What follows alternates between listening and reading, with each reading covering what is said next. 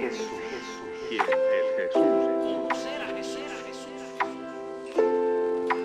es Dios? ¿Cómo responder a esta pregunta sin conocerlo? Y aquí comenzamos un nuevo espacio de conocerles todo. Muchas gracias por acompañarnos, muchas gracias por estar ahí. La verdad es que nos hace sentir muy felices recibir todos vuestros comentarios, vuestros WhatsApps, vuestros mensajes. Es maravilloso saber que no estamos solos, que estáis ahí a nuestro lado.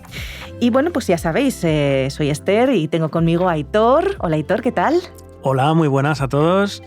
A vosotros, Charlie y Esther. Estoy contento de estar otra vez aquí grabando el programa porque últimamente es verdad que nos está costando un poco más encontrar tiempo para grabar y me hace ilusión, me alegra que podamos juntarnos hoy. Y tenemos también, por supuesto, a Charlie. ¿Qué tal, Charlie? ¿Cómo estás? Hola a todos. La verdad que me siento muy contento, sobre todo porque este tema del que vamos a hablar es un tema que me gusta mucho. Hice una investigación para mi tesis de máster y pude ahí profundizar un poquito y quisiera compartir algunas ideas con vosotros.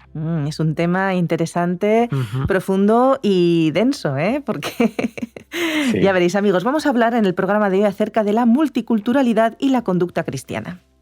Nos vamos a meter en harina, pero lo primero que vamos a intentar averiguar es qué es exactamente esto de multiculturalidad, Charlie. Muy bien, pues entramos de lleno, ¿no? La Ahí multiculturalidad. Vamos, que hay mucho que hablar hoy. Sí, bueno, la multiculturalidad es un concepto social donde tenemos en cuenta que hay muchas culturas en un mismo entorno. Sin embargo, estas culturas no necesariamente conviven o interactúan, ¿no? A la convivencia de estas culturas se le llamaría interculturalidad. Ahora bien, es importante entender la diferencia entre multiculturalidad y multiculturalismo. Palabras un poco largas. Multiculturalismo es más la tendencia social, cultural, que defiende los derechos de las minorías culturales. Entonces, cuando hablamos de multiculturalidad, es simplemente decir que hay muchas culturas que no necesariamente conviven, y multiculturalismo son estas tendencias que defienden a esos grupos minoritarios sociales, ¿no? Las mujeres, el grupo LGBT+, etcétera, ¿no? Que tiene este trasfondo, esta tendencia de defender los derechos de minorías grupales. Y luego, por otro lado, tenemos la conducta cristiana. ¿A qué llamaríamos conducta cristiana? Bueno, conducta cristiana sería el comportamiento, la forma y estilo de vida que adoptan aquellas personas que se dicen cristianos, ¿no? Que dicen seguir a Jesús, y su norma es la palabra de Dios o el estilo de vida que vivió Jesús y sus enseñanzas. Que esto también lo podríamos llamar cultura cristiana, ¿no?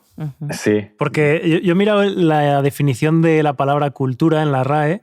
Tiene dos definiciones, digamos. Una es conjunto de conocimientos que permite a alguien desarrollar su juicio crítico, y otra es, resumido, es conjunto de modos de vida y costumbres, conocimientos en una época o grupo social, ¿no? Entonces, a mí esto de la conducta cristiana, o cuando hablamos de la forma de vivir de los adventistas, es como que también me pega, ¿no? Que le llamemos cultura adventista. Sí.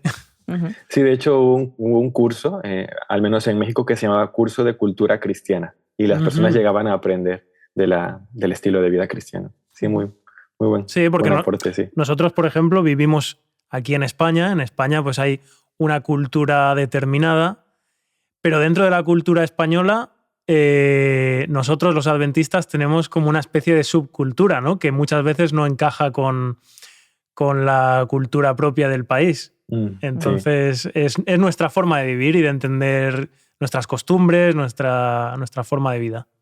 Y es más complicado que eso todavía, porque en cada país, aun nuestra cultura cristiana adventista es distinta.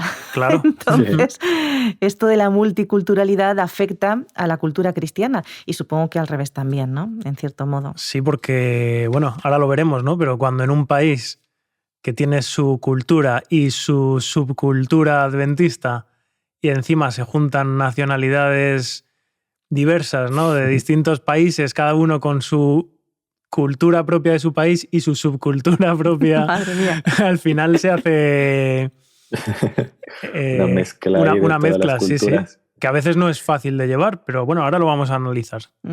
Supongo que hace falta mucha tolerancia, mucho amor cristiano y mucha empatía para poder vivir dentro del marco de la cultura cristiana adventista con todas esas subculturas sociales, digamos, ¿no? Y no pelearnos o no maltratarnos entre nosotros, no faltarnos al respeto, porque en algunas ocasiones pues se da, ¿no? Con temas controvertidos como la música o como temas relacionados con la mujer, los roles de género y otros temas, pues a veces como que nos faltamos un poco al respeto unos a otros, queriendo imponer nuestras ideas sobre lo que la Biblia dice, ¿no? Entonces supongo que hace falta una dosis grande de tolerancia y de cariño para tratar de entender al otro, para tratar de llegar un poco a acuerdos, ¿no? Porque no es blanco o negro. Sí, sobre todo la cosmovisión, ¿no? La cosmovisión es la forma de entender el mundo que cada uno tiene, ¿no?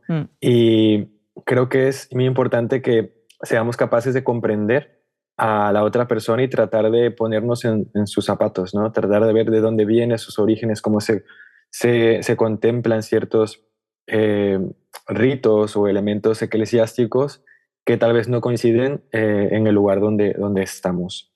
Y lo más importante es que Dios nos llama a la unidad dentro de la diversidad. Es decir, que Dios no quiere que todos seamos iguales o que seamos uniformes, sino que aún en la diversidad cultural, la diversidad de opiniones, podamos estar unidos. Ese es el enfoque más grande y es la oración de Jesús, ¿no? Que estemos unidos en la diversidad. Y a nivel iglesia, somos una iglesia mundial que tiene presencia en muchos países con diferentes culturas. Y sin embargo, el Señor pues nos va a salvar a todos de diferentes nacionalidades. Y Él nos ha invitado a predicar el Evangelio a toda nación, tribu, lengua y pueblo. Entonces allí está inmerso el mensaje cultural también. Y más complicado todavía, recordemos que no solamente los adventistas vamos a ser salvos, que van a ser salvas muchas personas de otras denominaciones, incluso algunas sin denominación, ¿no? Dios pesa los corazones y Así sabe es. la relación que tenemos cada uno con Él, ¿no? Entonces, Sí. No solamente pesa la cultura cristiana, sino también, digamos, no sé si existe esto, Charlie, pero la cultura personal, porque también lo que nosotros pensamos que está bien o lo que está mal, cómo vivimos nosotros en nuestros hogares ciertas cosas, también hace que a veces haya choques con otras personas. No sé, pongo un ejemplo. Por ejemplo, no sé, el lavaplatos en sábado, por decir algo muy, muy tonto, ¿no? Hay personas que esto lo ven aberrante, ¿no? No se puede poner el lavaplatos en sábado porque es el día del Señor y no hay que trabajar y tal, ¿no? Y hay otras personas que a lo mejor pues ponen el plato directamente en el lavaplatos en lugar de ponerlo en la pila y no pasa nada, ¿no? O la televisión no se puede ver en sábado, ¿no? Y hay gente que, bueno, pues la televisión la usan, pero ven, pues a lo mejor Escuela Sabática Viva, ¿verdad? O ven una película de Jesús, etcétera, ¿no? Entonces, y no solo estos temas, sino temas más controvertidos. Y yo creo que aquí Aitor sabe muy bien del tema, porque, por ejemplo, la música es un tema súper controvertido, ¿no? Que a veces yo he visto a jóvenes no pegarse, pero casi, o sea, llegar a puntos muy, muy feos de faltas de respeto precisamente por el tema de la música. Si se pueden usar ciertos instrumentos, si no, si hay ciertas cosas que a lo mejor van más allá de la cultura, sino que son también, no sé, la forma que tiene una persona de ver cómo lo que dice la Biblia, cómo lo interpretamos nosotros, ¿no? Los 10 mandamientos están muy claros, pero a partir de ahí hay muchas cosas que no están tan claras. Sí, sí, sí. Y a veces entramos también en un juego ahí de no solo de defender nuestra cultura, sino de defender nuestra posición, ¿no? De querer ganar. Y eso es peligroso, claro. Como decía Charlie, yo creo que hay que intentar respetar, hay que intentar apreciar que somos diversos, que hay diversas culturas dentro de la Iglesia, pero al mismo tiempo, pues no querer imponer que tenemos la razón o hacer las cosas como a nosotros nos da la gana. Sí. A veces es como que no queda muy claro los límites. Exacto, es como que nuestro ideal debería ser llegar a la cultura de Cristo, ¿no? Dejar a un lado nuestras culturas nacionalistas y llegar a la cultura de Jesús, esa cultura que nos une, que deja a un lado aquel que es griego, aquel que es judío, aquel que es hombre, aquel que es mujer, aquella que es mujer, sino que unidos somos uno en Cristo, haga redundancia, ¿no? Entonces, es importante el hecho de reconocer tu propia cultura, pero llegar a ese ideal de unidad en Jesús. Y es muy interesante que los sociólogos, hablando de la cultura, por ejemplo, Lerma, él dice que la cultura penetra toda la vida del individuo porque ella modela su comportamiento tanto biológico como psicológico. Es decir, que la cultura es tan importante porque determina incluso tu genética y también tu psique, ¿no? Tu psicología, de dónde tú provienes, tienes rasgos, tienes pensamientos, cosmovisiones, ideas que se convierten en actitudes y comportamientos. Y al mismo tiempo estamos viendo que nuestra sociedad avanza a pasos agigantados. Por ejemplo, Bauman, hablando de la modernidad líquida, dice que en este tiempo que vivimos, la sociedad avanza culturalmente mucho más rápido que antes, ¿no? Como que los conceptos antes eran sólidos y se mantenían en el tiempo y duraban, no cambiaban tan rápido. Pero ahora con nuevas tendencias, nuevas generaciones, la tecnología, como que una cultura no permanece mucho tiempo en el tiempo, haga redundancia, y entonces hay mucho cambio, mucha transición. Entonces pueden estar nuestros abuelos en una generación con un tipo de pensamiento, nosotros, los adolescentes, los niños, viviendo diferentes generaciones en tan poco tiempo, lo que hace un poco más complicado todo este proceso eclesiástico de comprensión, interpretación de la Biblia. Sin embargo, el Señor nos quiere llevar a esto, a la unidad, al respeto, a la tolerancia y a la cultura cristiana. Bueno, pues vamos a meternos en esa cultura cristiana, vamos a hablar un poquito de las pautas de esa conducta cristiana y vamos a empezar hablando un poquito de pureza moral. ¿Qué es esto de pureza moral? ¿Por qué la Biblia habla de ello? ¿De qué modo lo podemos ver y lo podemos vivir? Sí, yo creo que esto es lo más importante, ¿no? Cuando nosotros nos entregamos a Jesús y queremos ser sus seguidores, sus discípulos y vivir una vida como la que Él vivió, debemos tener presente que la pureza moral es muy importante, ¿no? La santidad, que hemos hablado en otros podcasts, sin la cual ninguno verá al Señor, se debe cultivar, se debe vivir en la vida y debe gestionar todos nuestros actos. Todo hijo e hija de Dios debe conservar puro el corazón y la mente, es lo que dice Salmos 24:3. Y 1 de Juan 3:3 dice, todo aquel que tiene esta esperanza en Jesús se purifica a sí mismo como Jesús es puro, ¿no? El cristiano debe evitar y rechazar todo lo que pueda contaminar su mente, su vida, llevándolo al pecado. Entonces, como dice 1 Corintios 10:31, todo lo que hagamos que sea para la honra y gloria de Dios. Este concepto, esta idea es muy importante en la conducta cristiana, en la cultura cristiana. Procurar vivir una vida santa, llena de pureza y moralidad, que es lo que tristemente estamos viendo que se está corrompiendo en nuestra sociedad en la actualidad, la moralidad. Se entraría un poquito también por cuidar las avenidas del alma, lo que nosotros los adventistas llamamos las avenidas del alma, que son un poco los sentidos, ¿no? ¿Qué es lo que estamos viendo? ¿Qué es lo que estamos escuchando? Pues porque a veces pues, la televisión, los medios de comunicación, pues como que nos meten un poco de todo, ¿no? ¿Qué pensáis? ¿Es fácil? ¿Es difícil? Sí, no es fácil. No es fácil porque hay que estar separando constantemente, ¿no? O te metes en un iglú por ahí, te alejas de todo, o tienes que estar constantemente cada día haciendo un ejercicio, pensando y analizando pues lo que oyes, lo que ves, lo que piensas, todo lo que te entra. Pero bueno, es necesario.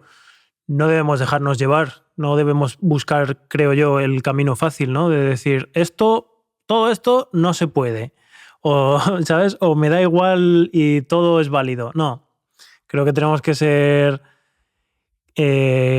críticos con nosotros mismos y dedicar tiempo también a meditar y estar constantemente pues intentando encontrar el camino correcto, ¿no? Lo que nos conviene, lo que no nos conviene. Sí. El sentido común también un poco. Exacto, ahí sí iba a mencionar la lógica de la vida, ¿no? algo que me hace daño, algo que me enferma, algo que me lastima, algo que producirá efectos negativos en mi familia, en mi cuerpo, pues trataré de evitarlo, ¿no? Pienso que el Señor nos invita a vivir una conducta cristiana por nuestro bien, no porque Él quiera prohibirnos o porque Él quiera que dejemos de disfrutar o de vivir la vida de una manera divertida, ¿no? No, es porque Dios sabe qué es lo mejor para nosotros, Él nos ha creado, Él nos conoce desde antes de nacer y quiere lo mejor para sus hijos. Entonces, seguir estas pautas, estos principios bíblicos nos permitirán vivir una vida plena, una vida abundante, una vida llena de salud y bienestar. Entonces, a nivel lógico, ya simplemente evitar ciertas prácticas, ciertas conductas, nos protegen, nos hacen vivir una vida más feliz y al mismo tiempo nos ayudan a estar conectados con el Señor y a hacer su voluntad. Todo este tipo de por así decirlo, prohibiciones o cosas que no deberíamos hacer, no es porque no querramos vivir la vida o pasarlo bien, sino porque al final de cuentas nos hacen vivir una vida mejor. En respecto a los medios de comunicación, no es tan difícil en realidad, ¿no? Es un poco seleccionar, pues hay ciertas cosas que no quiero ver o que no quiero escuchar y voy a ir a otras cosas que son más saludables o más sanas. No sé, no voy a ver una película de terror, no voy a ver una película porno, no voy a ver ciertas cosas porque es que, ¿no? Voy a ir a cosas más saludables, cosas que me recreen, ¿no? Que me construyan. Pero cuando ya empezamos a hablar de temas como, por ejemplo, la recreación, la diversión, pues aquí empiezan los problemas de los márgenes, de los límites. Para mí es un poco más complicado, no sé qué pensáis, sobre todo a nivel de los jóvenes, ¿no? Porque la sociedad está guiando todo hacia un punto y, claro, ir contracorriente cuando eres adulto, pues es un poco como que te da un poco más igual, ¿no? Pero cuando eres joven, pues tú quieres estar con tus amigos y quieres estar con tu gente. Por eso es importante que nuestros jóvenes pues tengan amigos que piensen como ellos, para que se puedan sentir acompañados, arropados, que tengan grupo. Si sus amigos son de fuera de la iglesia o tienen valores o diversiones diferentes, se van a sentir en serios problemas. Yo, de hecho, cuando fui adolescente me sentía así. Claro, o te quedas sola o vas donde van tus amigas, y donde van tus amigas es donde sabes que a lo mejor el Señor no querría que fueras. Entonces, aquí esto no es tan fácil, ¿no? ¿Qué pensáis? Eso lo sabes tú mejor que nosotros, Esther, que eres madre. Ya llegará ya.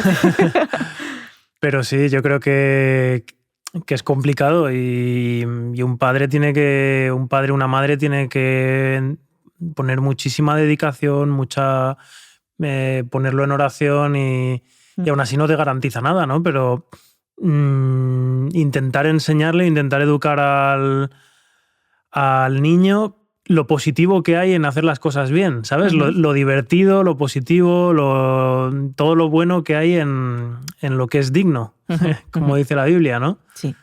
Intentar tirar más por ahí, por esa parte positiva, creo yo. Y luego imagino que educar también para que puedan en algún momento pues, pensar por sí mismos y tomar las decisiones, ¿no? Porque hay cosas que sí, cuando te las enseñan, pues ya las adquieres y luego las haces de forma automática, pero hay otras que te las tienes que plantear bien, ¿no? Cuando te vas haciendo adulto. Y eso es lo más importante, ¿no? Que aunque tú a lo mejor hayas adquirido, o en la adolescencia o en algún momento de la vida hayas adquirido algunos hábitos que no son sanos, que no son buenos, que no te hacen bien, que llegue un momento en tu vida en el que sepas identificarlo, ¿no? Y decir, vale, pues tal vez he estado consumiendo este tipo de contenidos, tal vez he estado recreándome de esta manera o yo qué sé, ¿no? Haciendo y viendo cosas que no son lo mejor para mí, pero ahora me doy cuenta y cambio de camino, ¿no? Cambio de dirección.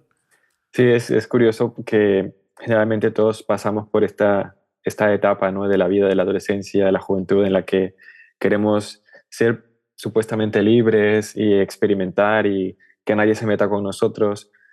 Y solamente hasta cuando llegamos a una edad más madura, una edad más mayor, ¿no? Como que realmente entendemos que quizás no debíamos haber hecho esto o lo otro, ¿no? Es como que si realmente es necesario que pasemos por ese punto para más adelante darte cuenta de que no estaba correcto.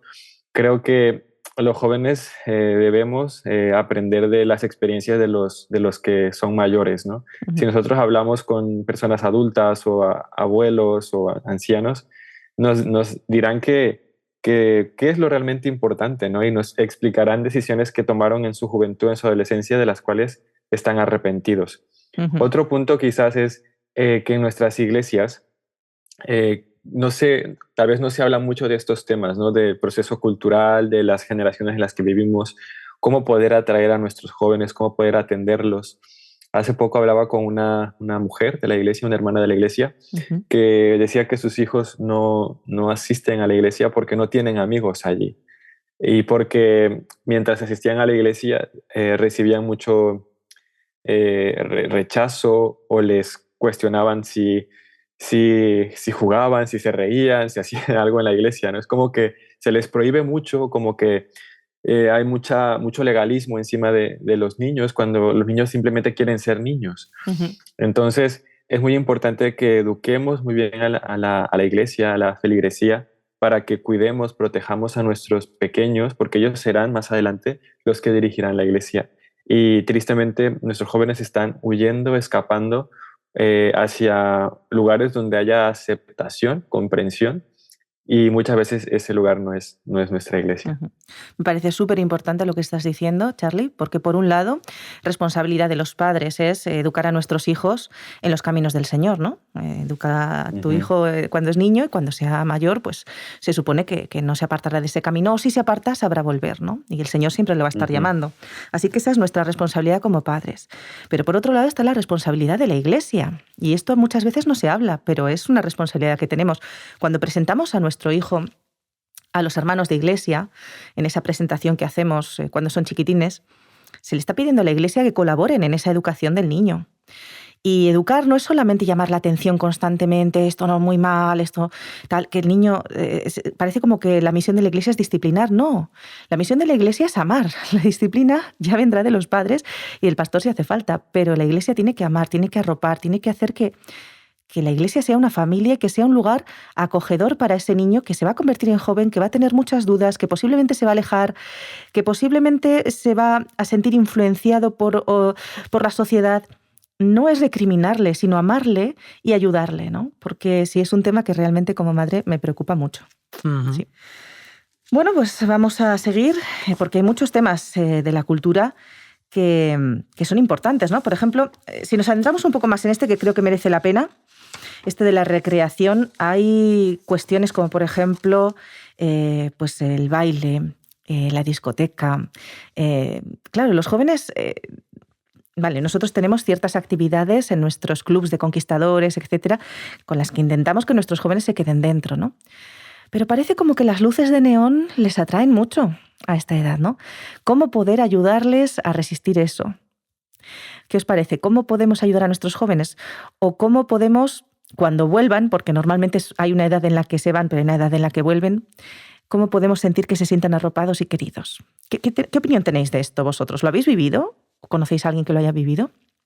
El hecho de que te atraigan cosas de fuera de la iglesia. Sí, que hay un momento, a lo mejor, que sí, que los jóvenes, pues eso, las luces de neón llaman la atención y al final, aunque nosotros en la iglesia tengamos actividades y generemos recursos para que nuestros jóvenes se queden, pues a veces es complicado mantenerlos, ¿no? Y acaban marchando y acaban yendo a lugares que a lo mejor no son los más adecuados, pero bueno, ¿cómo hacemos para que ellos realmente se queden o para que si se van, vuelvan? A ver, yo no sé, sí que lo he vivido. Uh-huh. Y lo sigo viviendo a día de hoy, Uh-huh. porque lo que voy a decir que esto no es un tema solo de jóvenes, obviamente, aunque puede afectar mucho en la edad de la adolescencia y demás, pero el hecho de que nos atraigan y nos apetezca hacer cosas que no son del todo buenas, ¿no? O ir a lugares que no son del todo positivos, pues es algo que lo vamos a vivir toda la vida. Uh-huh. Y sí, tal vez en la época de la adolescencia pues uno es más vulnerable porque no tiene a lo mejor todavía las ideas tan claras, no lo sé. Pero bueno, es algo que tenemos, como decía antes, tenemos que lidiar con ello durante toda la vida y tenemos que intentar estar analizando constantemente. Ujú. No llegamos a un momento, ¿sabes? A los 30 o a los 40 o a los 50, no llegamos a un momento en el que ya hemos alcanzado la madurez absoluta y ya estas cosas no nos atraen, no nos suponen tentación, no. Ujú. El mundo es demasiado atractivo, ¿sabes? Y las cosas, y Satanás lo pinta todo demasiado bonito como para que no seamos vulnerables toda la vida. Ujú. Sí, yo quería comentar que una forma quizás para poder contraatacar esta atracción, ¿no?, que genera Satanás en nosotros, tiene que ver con las relaciones. Últimamente he estado leyendo sobre una iglesia relacional, partiendo de la base de que Dios es una relación, ¿no? La Trinidad, ellos son una relación, son una familia, son un grupo que convive, que interactúa. Y siento que en la actualidad las relaciones Ujú. nos ayudan a nosotros a vencer adicciones, a seguir avanzando cuando lo pasamos mal, cuando tenemos algún duelo, cuando fracasamos, ¿no? Siempre un amigo que esté allí, una persona que te apoya. Y creo que si llevamos este concepto a la iglesia, de que somos una iglesia relacional y la importancia que tiene el fomentar relaciones saludables, relaciones sanas de amistad, de familia, creo que eso ayudará a mantener a más miembros, más hermanos en la iglesia. Ujú. Creo que cuando un joven o una persona se va a una discoteca o a un lugar de estos atractivos, ¿no? Un concierto, qué sé yo, ¿no? No vas solo, o puede que sí vayas solo, pero generalmente si vas solo no lo pasas tan bien. Generalmente vas porque estás con tus amigos a pasar un buen rato. Y siento que si las personas encontraran eso en la iglesia, no necesitarían ir fuera. Ujú. Ujú. Deberíamos procurar ser una iglesia unida, sobre todo porque gran parte de las personas que abandonan la iglesia no es por problemas doctrinales, sino por problemas relacionales, porque hay Ujú. peleas Ujú. entre hermanos. Entonces, si fuésemos una iglesia que amara más, así como decías, Esther, si fuésemos una iglesia que tendiera la mano, que abrazara, que se preocupara por el desamparado, siento que haríamos una iglesia tan atractiva que podría contrarrestar estos efectos de Satanás. Y sobre todo que nuestros jóvenes, nuestros niños encuentren un espacio en el que puedan expresar sus inquietudes, en el que se puedan hablar temas tabú, en el que puedan ellos participar y no ser un mueble, como tú decías. Siento que estar ocupados en las cosas del Señor y que a ellos les llame la atención y que encuentren una comunidad que los acepte, que los comprenda, eso puede crear un muro de contención contra las acechanzas del enemigo. Ujú. De hecho, en nuestra cultura adventista tenemos iglesias como por ejemplo el Proyecto Cero o en Madrid o el Proyecto CLAM en Barcelona, que son iglesias que pertenecen a la Unión Adventista Española y en Ujú. las que nuestros jóvenes pues sienten una forma distinta de vivir lo mismo. O sea, es Sí. las creencias adventistas, las creencias bíblicas en realidad, pero con una forma cultural que se asemeja más a lo que ellos se pueden sentir cómodos, ¿no? Entonces, ¿esto qué os parece que existan estas alternativas? Sí, a mí me parece muy, muy bien, sobre todo por esto que hablábamos de que la iglesia de hace 40 años Ujú. no es la misma de hoy Ujú. y no será la misma dentro de 10 años, porque estamos en esta liquidez, ¿no?, de la sociedad en la que estamos en constante cambio y la iglesia también tiene que actualizarse, tiene que cambiar, y en ese aspecto yo me siento muy feliz de que la Conferencia General de los Adventistas está promoviendo este tipo de iglesias posmodernas o iglesias para alcanzar a cierto círculo, ¿no?, de personas donde se encuentran nuestros jóvenes y también todo tipo de personas de fuera, Ujú. que si los llevamos a una iglesia con un culto o una liturgia tan tradicional, se irán al primer minuto, pero si encuentran un espacio con el cual se sientan más en confianza, donde se comparta la palabra de Dios, donde estén estos principios de los que hablábamos, Ujú. pero que sea de una forma diferente, Ujú. yo creo que podríamos ser más efectivos y Ujú. podríamos alcanzar a muchas más personas para el reino. Es el mismo fondo, pero cambia la forma, ¿no? De todas formas, a mí, como estábamos hablando y hemos mencionado antes, bares, discotecas, tal vez en los jóvenes o cuando hablamos de estas cosas, pues mencionamos estos sitios, pero para gente más adulta o para otro tipo de gente que a lo mejor no le atraen las discotecas, pueden ser otros lugares o otras actividades las que les atraigan y que tampoco le estén haciendo bien, ¿no? A veces es un tema personal también de ciertas debilidades que puede tener una persona y otra no. A lo mejor hay personas a las que pues no les conviene ir a un campo de fútbol a ver un partido porque saca lo peor de sí. O a lo mejor hay otras personas que no les convendría pisar un centro comercial o qué sé yo, ¿no? Entonces, en mi opinión, no deberíamos generalizar o demonizar ciertos lugares, sino intentar pensar lo que hay, qué es lo que hay detrás, ¿no? ¿Qué es lo que me produce a mí ir a ese sitio? ¿Me acerca a Jesús o me aleja de Jesús? Exactamente, me acerca a Jesús, está sacando algo negativo de mí, me está produciendo algo negativo en mí, porque tal vez ahí encontremos una motivación mejor para apartarnos de eso y buscar otras actividades que simplemente porque... No, es que en la iglesia sabemos que las discotecas no se van, ¿sabes? O que no, es que el cine, pues no lo tratemos así de forma general a los lugares e intentemos encontrarle la razón, intentemos encontrarle la lógica detrás y para discernir de verdad qué es lo que nos conviene y qué es lo que no.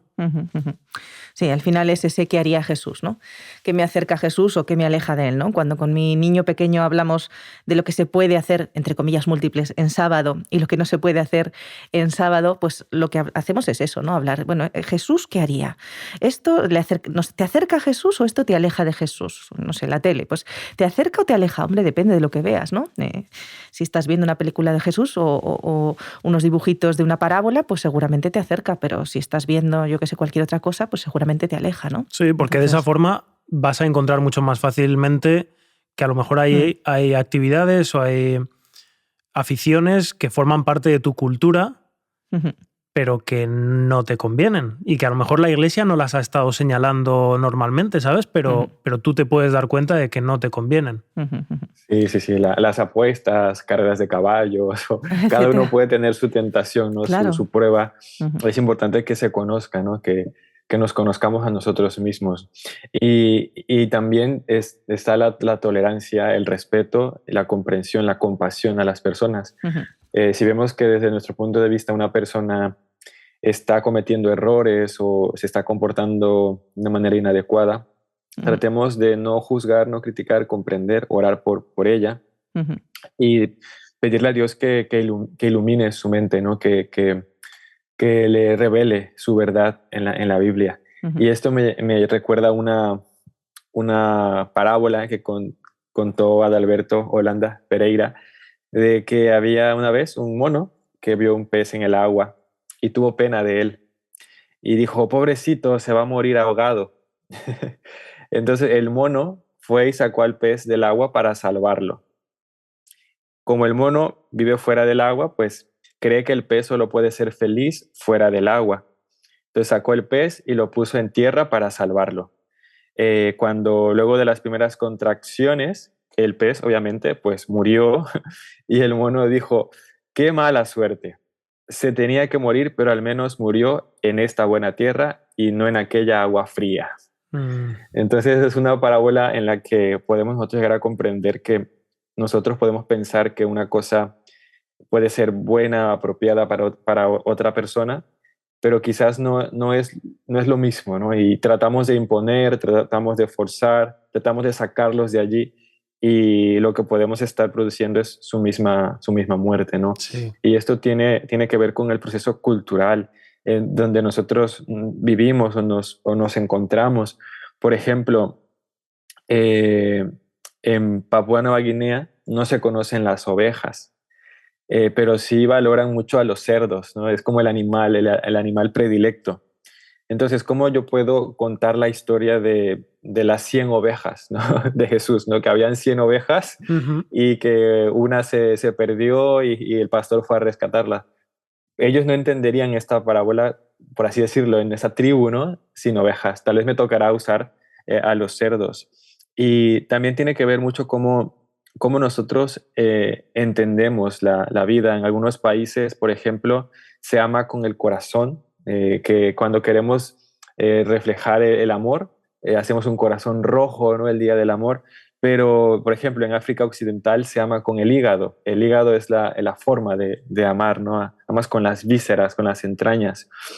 En español, por ejemplo, nos referimos a la laringe como la nuez de Adán. Es como que aquí la nuez que tenemos en el cuello los hombres.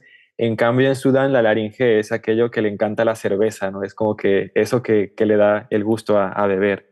En la cultura occidental hablamos de manejar el tiempo, de utilizar el tiempo, de dominar el tiempo, y decimos también que el tiempo es oro. Pero, por ejemplo, en África hablan de sentir el tiempo.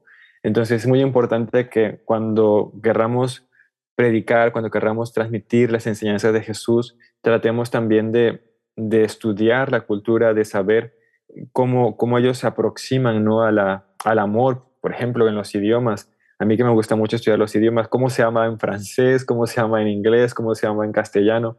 Es muy importante todo esto. Y lo más importante es que el Señor derriba todas estas barreras. Jesús es el que nos une. Él rompió esta valla, este muro divisorio, y nos une al Señor.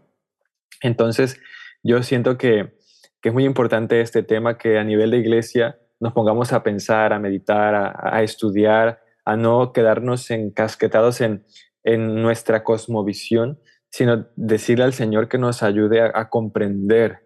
En la investigación que hice, me planteé, ¿es necesario que haya iglesias monoculturales? Por ejemplo, que haya una iglesia brasileña, que haya una iglesia rumana, que haya una iglesia catalana. ¿O será que podemos interactuar? ¿Será que podemos convivir? Hay ciertos elementos que obligan a las iglesias a ser monoculturales. Una de ellas es el idioma, pero en realidad lo que veremos conforme vaya avanzando el tiempo y lo que estamos viviendo son iglesias multiculturales. Entonces es muy importante que los pastores, los líderes, los miembros tengan esta educación a nivel de la sociedad que estamos viviendo, para que seamos capaces de afrontar el tiempo que corre, ¿no? Que está transcurriendo. Así que esto me apasiona bastante, y espero que este podcast pueda ser de bendición para todos aquellos que nos están escuchando. Hay un punto que no hemos tratado, pero creo que es importante, es la cultura en la Biblia, en la propia Biblia. Ya no la cultura de fuera, cómo afecta a la Biblia, sino la Biblia, cómo afecta a la cultura de fuera, quiero decir. La Biblia está escrita en diferentes momentos históricos y culturales, por tanto. Y de hecho, Sí. Incluso en el mismo momento histórico, diferentes culturas. Y es muy importante situar cada texto en su contexto literario, histórico, cultural, etc. Es muy importante. ¿Por qué? Porque no podemos coger textos y traerlos a nuestra cultura así, tan alegremente. O sea, tenemos que entender que ese texto está en una cultura que nosotros no conocemos y que nosotros no podemos asimilar realmente, ¿no? Entonces, hay momentos en los que nos encontramos con cosas como, por ejemplo, lo hablamos antes en el programa, ¿no? Pero es solamente un ejemplo. Hay 1000 cosas como esta, ¿no? El tema de la mujer, por ejemplo. Dios creó al hombre y a la mujer, y los creó a los dos a su imagen, y a los dos los puso a gobernar sobre el resto de la creación. ¿En qué momento la mujer pasa a estar por debajo del hombre? Después del pecado. ¿Por qué tomamos textos bíblicos de Abraham, etcétera, etcétera, los patriarcas, que superponen a la mujer a la altura de los hijos, ¿verdad? En unas culturas que son unas culturas que Dios no quería que fueran así, esas culturas. Son culturas machistas, permitirme, ya sé que está muy de moda todo esto, pero yo estoy hablando de la Biblia, propia Biblia, ¿no? Son culturas que el Señor no estaría de acuerdo con ellas, seguramente. Igual que el Señor no está de acuerdo con la esclavitud. Y sin embargo, les dice a los esclavos que obedezcan a sus amos. ¿Qué pasa? ¿Que Dios quiere la esclavitud? No. Entonces, este tema también es muy importante a la hora de hablar de la cultura, la multiculturalidad, etcétera. Entender que la Biblia tiene que ser leída entendiendo cuál era el origen, o sea, lo que Dios quería y lo que Dios no quiere, tolera, como por ejemplo divorcios, etcétera, etcétera. Lo que Dios no quiere, tolera, porque el ser humano vive en esta sociedad, vive en este mundo. Él nos ha salvado, nos muestra una nueva forma de vida, pero el ser humano, con todo, sigue viviendo en un mundo en el que el pecado predomina, ¿no? Entonces, como cristianos, tenemos que ser coherentes también en ese sentido y ver a Jesús, ver cómo Jesús trataba a las personas, cómo Jesús trataba en fin, de amar a todos, en fin. No sé si me estoy explicando. ¿Cómo era Sí. al principio? Sí, sí. Jesús nos enseña también cómo tenemos que ser y cómo la sociedad está en la Biblia. O sea, el hecho de que... El hecho de que aparezca en la Biblia no significa que sea bueno, no significa que sea lo que Dios quiere, sí. ¿No? Aparece en la Biblia porque ocurrió así, porque el pecado lo ha trastocado todo y está reflejado en la Biblia. Y como tú dices, yo creo que hay muchos ejemplos en los que Dios tolera porque es paciente con nosotros, pero eso no significa que lo apruebe o que sea su propósito, ¿no? Su ideal. Exacto. Sí, y me parece estupendo que lo traigas a colación, Esther. Sobre todo el tema de la esclavitud. Me tocó hacer una investigación. ¿Cómo Jesús venció la esclavitud? ¿No? Cómo el apóstol Pablo. Y hay una carta a Filemón, ¿no? Que era un esclavo. Bueno, Onésimo era el esclavo de Filemón y huyó. Y luego el apóstol Pablo escribe una carta y se la manda junto con Onésimo, el esclavo, a su amo, del cual había huido. Y ahí vemos cómo el apóstol Pablo respeta las leyes que en ese tiempo imperaban, referentes a la esclavitud en Roma, pero está pidiéndole a Filemón que lo deje libre, ¿no? Es como que en la Biblia nosotros podemos ver ciertos matices o elementos de la voluntad de Dios, pero que también se someten al tiempo histórico en el que vivían. Sobre todo Jesús, por ejemplo, él estaba en contra del maltrato contra la mujer, la opresión romana y muchas otras cosas, ¿no? Pero él fue muy sabio, fue listo para cómo tratar este tipo de situaciones. Elena White menciona acerca de las manifestaciones que últimamente están muy de moda, ¿no? Es necesario hacer una marcha, es necesario salir a caminar, salir a gritar, salir a parar el tráfico. Y lo deja muy claro Elena de White, donde dice que Jesús pudo haberlo hecho, pero no lo hizo así, porque él quería vencer la esclavitud en el corazón de las personas. El propósito de Jesús era transformar a la persona para que la persona hiciera un cambio. Entonces, el poder del Evangelio, el poder de Jesús es tan grande que es capaz de transformar una sociedad entera. Ahora, si los líderes, si las personas siguieran los principios de Jesús, siguieran los mandamientos de Jesús, veríamos algo completamente diferente. Y referente a lo de Abraham, por ejemplo, que tuvo muchas mujeres, o Jacob, el hecho de que aparezca allí que tuvo muchas mujeres no quiere decir que esté permitida la poligamia, ¿no? Y aún incluso en esos pasajes podemos encontrar principios, por ejemplo, los tatuajes, ¿no?